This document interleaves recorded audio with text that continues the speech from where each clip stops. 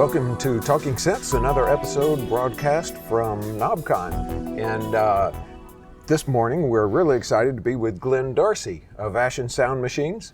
And I guess we should say who we are in case whatever. I'm Sam from Syntaur. I'm Carlos. And we're going to talk some synths with Glen about the Hydroscent and the line of products you're making. Cool. First of all, tell us how Ashun came to be. It started it's just a few years old, right? Yeah. So we started it in end of 2017. I was working for Arturia at the time.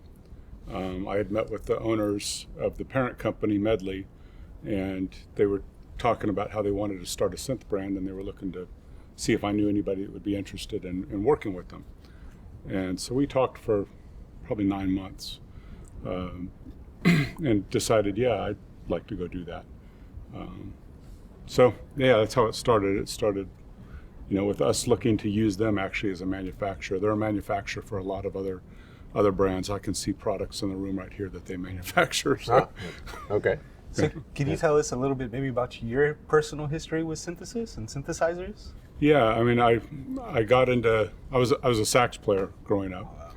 I grew up totally into jazz, and there's a girl named Karen who was saying, are we not men? And I'm like, what are you doing? She kept saying it over and over again, and she puts these headphones on me, and I hear this. It was Devo's first album, and I'm like, this is crazy. I love this. What is this? I grew up listening to 5/4 Dave Brubeck, and here's 7/4 Devo, and I'm like, this is great. And that was kind of my real introduction into what got me into it. I went to Berklee College of Music in the summer between my junior and senior year of high school, and had to learn how to play keys, and knew how to form the claw and move it up and down. So that was really the start of how I got into keyboards and synthesizers. And you bring a lot of experience with you when you went into Ashun, because you'd already designed the Mini Brute. And I didn't have a whole lot of hand in the Mini Brute. I was the guy that suggested what they should be building at that time.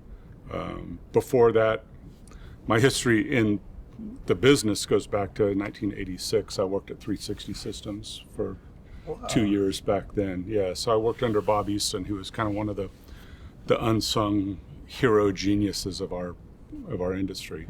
I believe he designed the LM1. He designed the first programmable parametric EQ. He designed early Flying Faders console automation for Frank Zappa. He came up with this thing called permanent playback that replaced all the tape cartridges in every theme park in America.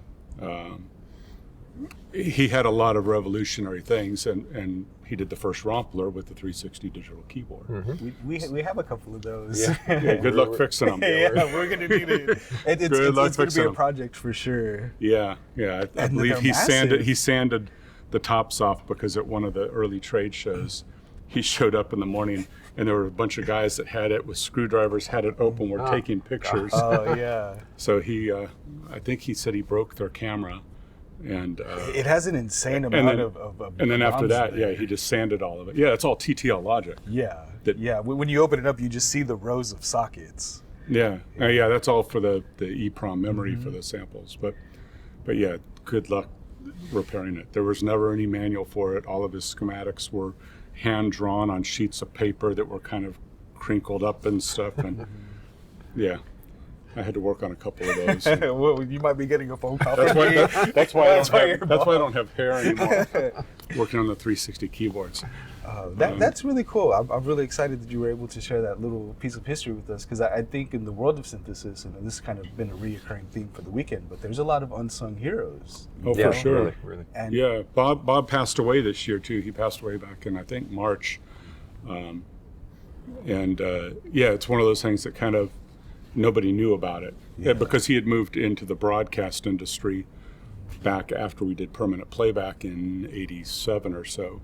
So after that, he was like, I'm not going to make music gear anymore. I'm going to go into the radio and TV broadcast product.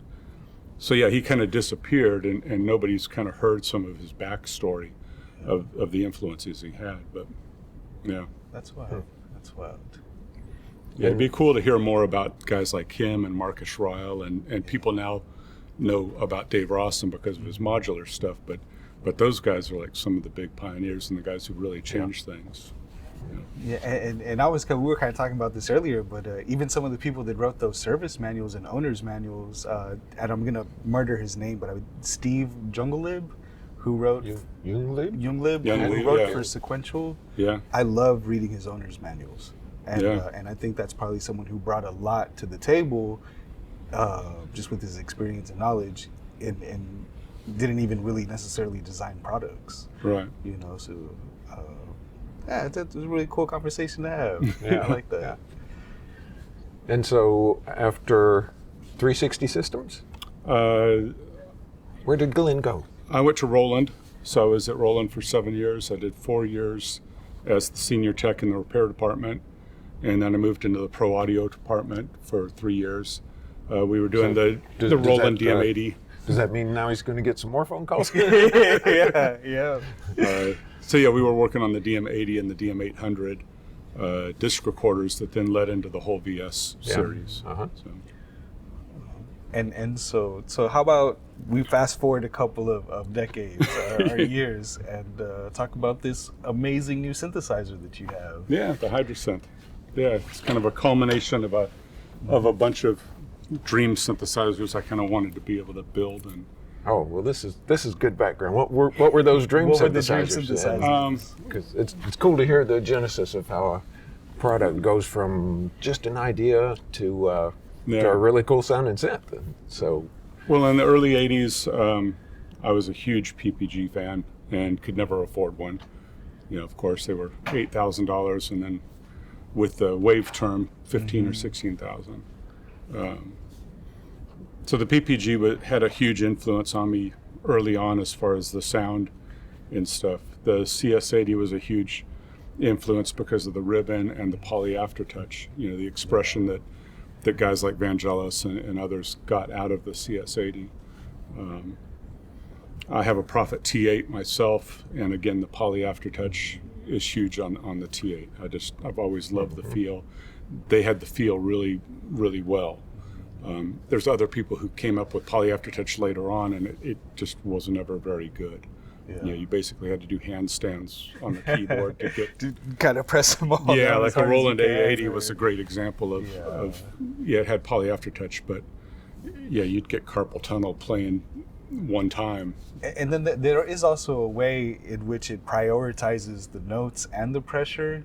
You know, when you're pressing, I've played a couple of different synthesizers with poly aftertouch, and they don't all react the same. Yeah, I mean, that's part of it is you got to have the voice engine tied in well with how the keyboard and the key scan routines are all happening.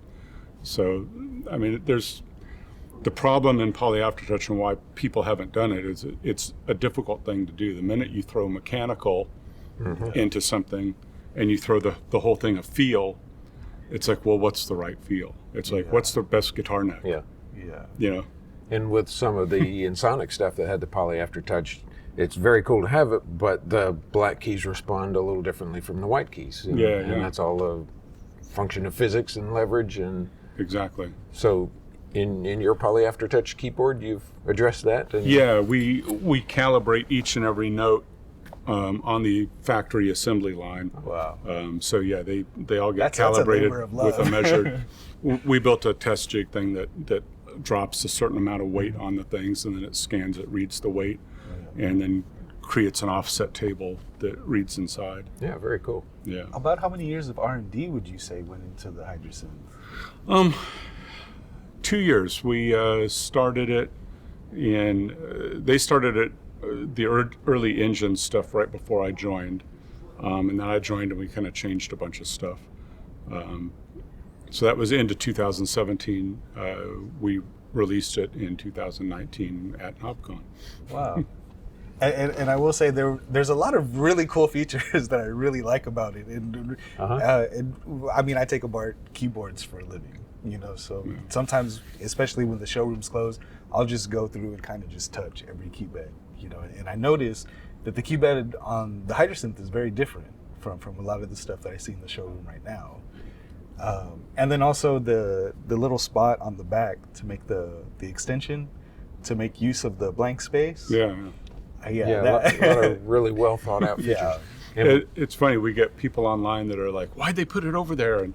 And we did one early prototype. I've actually got 2 samples where it's in the middle, and you've got about 3 inches here and about 3 inches here, and it's not really enough to do anything with. And so we kind of shifted it over, and it's like, oh, now I can put my laptop up here. Oh, now I can put my mixer up here.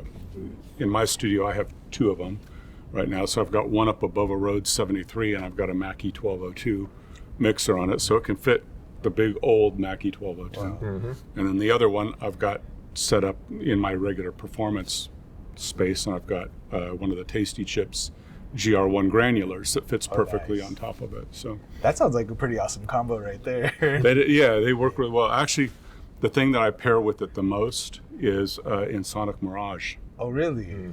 Yeah, I'll actually sample like Hydrasynth chords or something into the Mirage, and then you get that down-sampled kind of sound. Great. Yeah, Oh, it there's nothing totally like it. changes it. It transforms it into something totally different.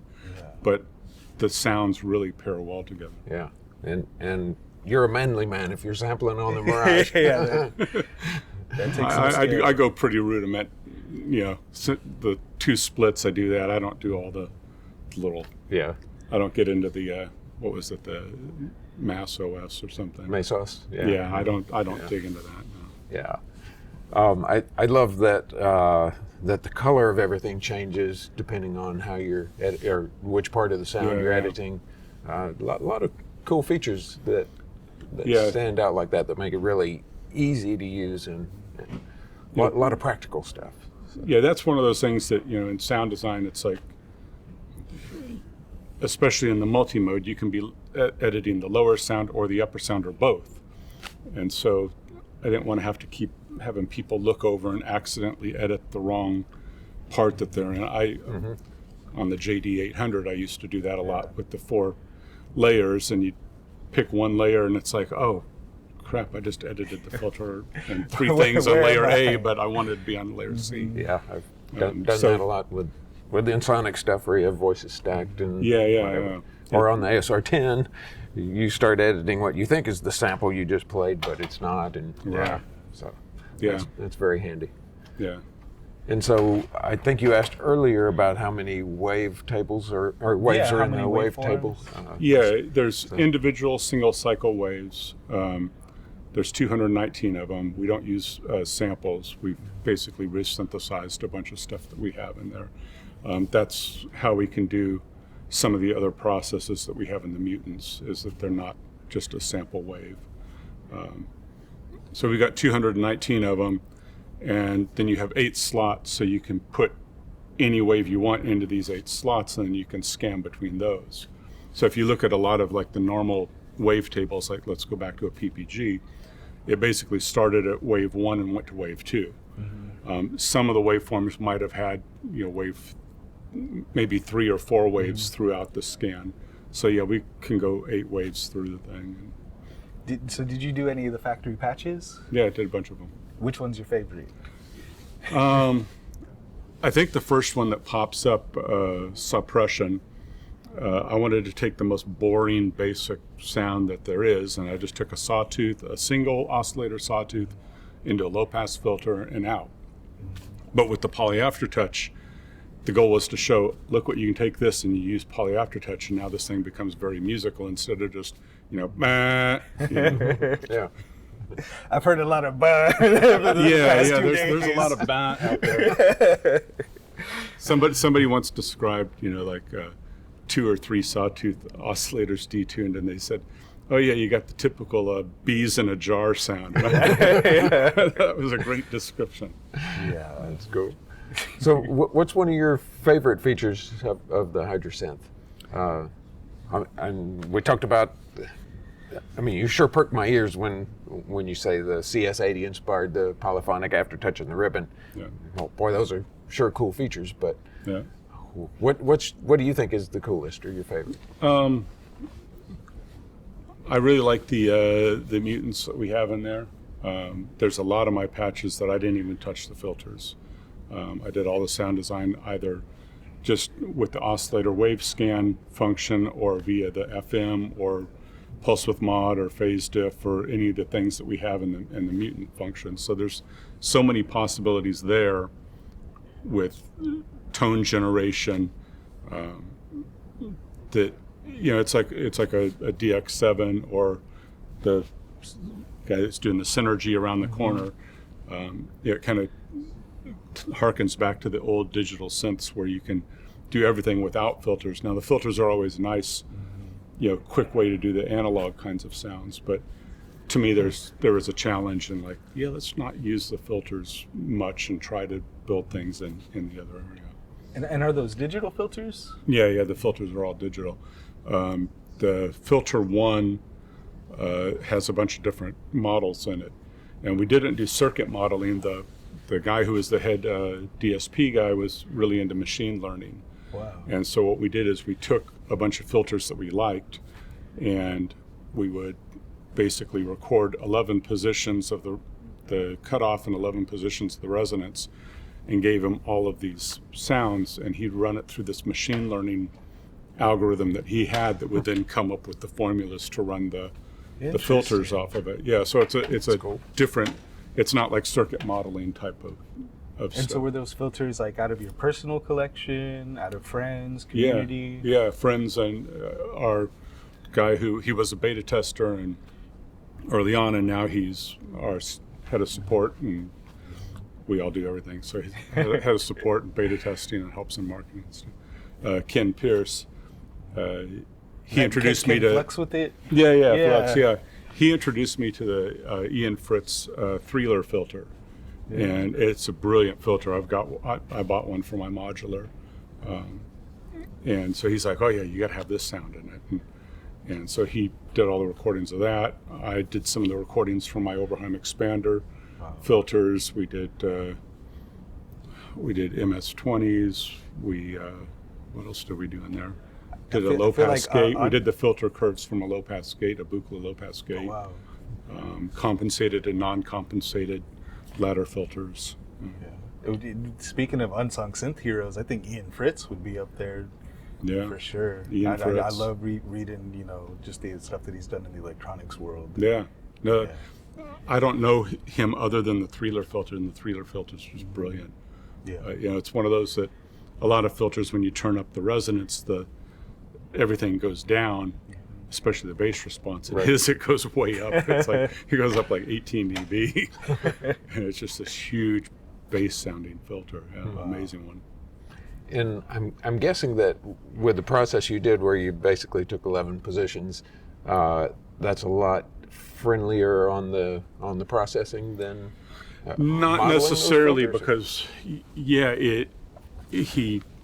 he still generated an algorithm that basically recreates these things. So. There's an interpolation that's going on between the 11 positions. And it's not even using the original 11 positions. It just used that as the model for it all. So filter one's pretty heavy in the CPU.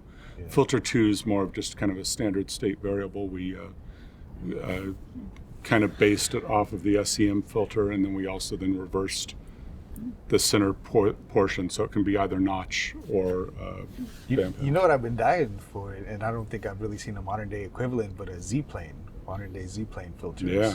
From the Rossum legacy. Yeah, from Rossum. I know he's got the Eurorack module, but like in a fixed architecture type synthesizer, I would love just to hear a wavetable with some Z-plane filters. Yeah, that would be cool. Yeah. Again, Rossum's brilliant. Yeah. And so there are several different flavors of the Hydrosynth. In fact, maybe you can tell us what's different from the first Hydrosynth and what you have now. Okay, so from the 49 and the desktop, we now have the Explorer, little guy here. Wow. And it runs the same exact engine as the 49 in the desktop. There's no difference at all in the engine on the thing, so nothing's cut out of it. You can trade patches back and forth between any of the machines. We did the 37-note mid-size keys. They're semi-weighted, and then we built a poly aftertouch functions into these keys as well. Oh, so that has poly aftertouch? That has poly aftertouch as well. I wasn't guessing that. Yeah. So. Yeah. You know, we have an Iridium at our booth, and the number one thing that people keep saying when they stop by, they say Iridium and Hydrosynth is all you need. The poly aftertouch, and then the capabilities paired with the Iridium. It seems to be like a knockout combo. Iridium's a great product. I know the engineer Rolf very well. He did some projects for us when I was at Arturia. Nice. And he's a brilliant engineer, and I've got a long love history with Waldorf products. So Iridium and the Quantum are great products. Yeah. And so you have a 76 note? 73. 73, okay. Yep. Yeah. And then you got that little guy over there. That's the original desktop. Okay. We didn't bring one of the 49s because we wanted more table space for the new stuff. Yeah. But the 73, that basically has 2 Hydrasynths inside of it. And then you can layer, you can split. If you run it in single mode, you get 16 voices. If you run it in multi-mode, you can layer or split 2. You have crossfades across the split points. If you layer them, you can do velocity splits as well and then have crossfades between those. And you can do things like shift octaves up or down. So like if you want to play a pad and a bass line, you're fine. But if you want to play a pad and a lead line, you need to shift the pad up a couple octaves. And so you can shift octaves around. The upper and lower parts, you can set them to MIDI off and everything just works on a global channel, or you can set separate transmit receive channels for the upper and the lower sections. So if you wanted to sequence 2 things in separate tracks, you can do that as well. Nice. And does each model have CV and gate? Is that what it saw? Yeah, they all have CV and gate. The little one only has CV out. It doesn't have CV in, but all the others do have CV in, and you can take anything from DC to audio ranges on the mod. So you can audio rate? That's outside of the box. I like that. Well, there's actually one trick that you can do, because on the ring modulator, and same thing with our FM and all the other stuff, is that the mod in 1 and 2 are modulation sources. Yeah. So into the ring mod, you can pull mod in 1, and if you just don't modulate it, it comes in, and now you've got an audio input coming into the that you can process through the rest of the Hydroscent. I like that. I like that a lot. Yeah. Well, and then so I'm thinking if maybe like modulation position is scanning through the wavetables, can you audio rate modulate that? Yeah, you can. I got something I want to try now.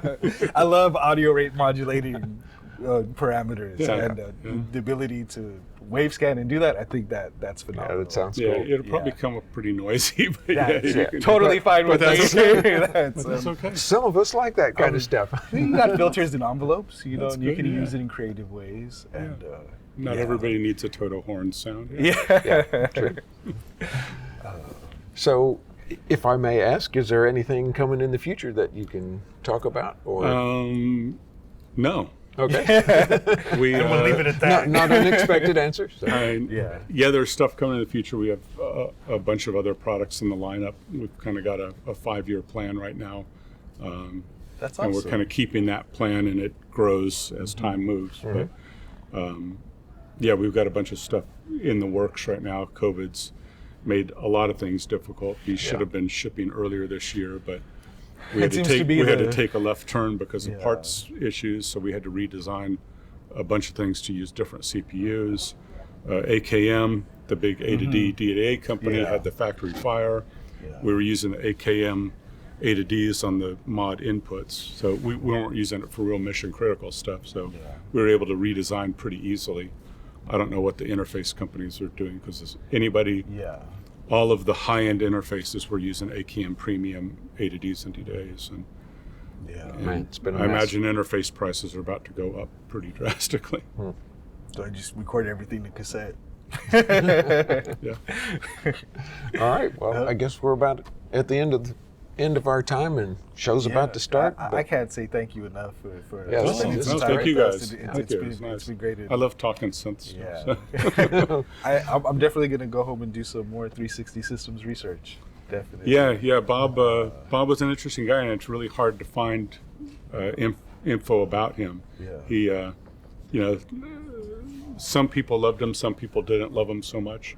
He was one of those guys that had 1,000 stories, and sitting around the lunch table with him there, it was great to hear some of the history and stuff. He was good buddies with Keith Barr, who did MXR and then started Alesis, and they had a long history going back early together as well. So, yeah, we heard all kinds of great stories. We might have to have you back on to hear some of those stories. I'll see if I remember them anymore. I can barely remember what I had for breakfast. Breakfast does sound pretty good, though. Well, All right. So we appreciate you being with us. Yeah, And thank you guys. Yeah, I look forward to getting some of these in the showroom. yeah, it'd be real exciting. Yeah. All right. Cool. And we'll get on with the show. And for you guys, at this point, we'll say, Modulator.